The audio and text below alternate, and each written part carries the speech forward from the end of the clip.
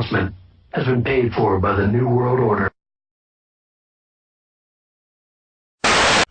What's going on, people? It's the Xbot 448, and today I gotta ask you guys a question I have been thinking about for a while, and that question is, why did we let it happen? Why did we let these multi-plat developers take advantage of us X1 owners? You might be asking yourself, what is he talking about? And of course, I am partially talking about Resolution Gate, but within that, I am talking about lazy developers.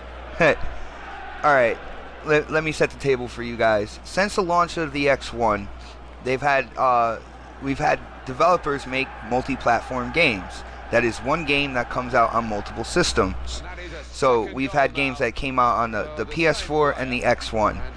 And, you know, some Sony extremists have grabbed onto this whole resolution idea, resolution factor, resolution quote-unquote gate, and have run wild with it, talking about how the X1 is less powerful and such, and that's why it couldn't maintain these, the resolution of 1080p on these multi-plat games.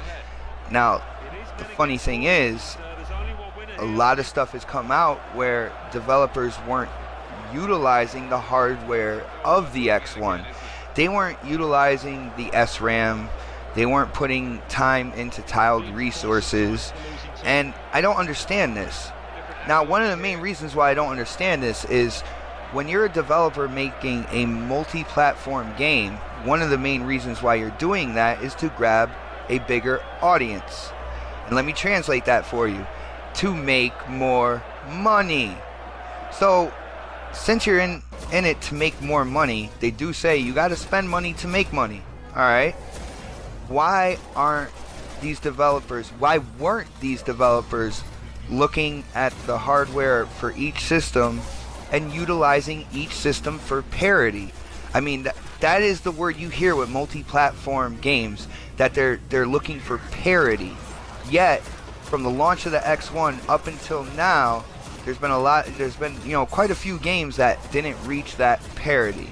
Now, before I continue, I do want to say, I know resolution is not, it's a part of graphic development, and it's not necessarily the biggest part, but it was something that people grabbed hold of and ran away with.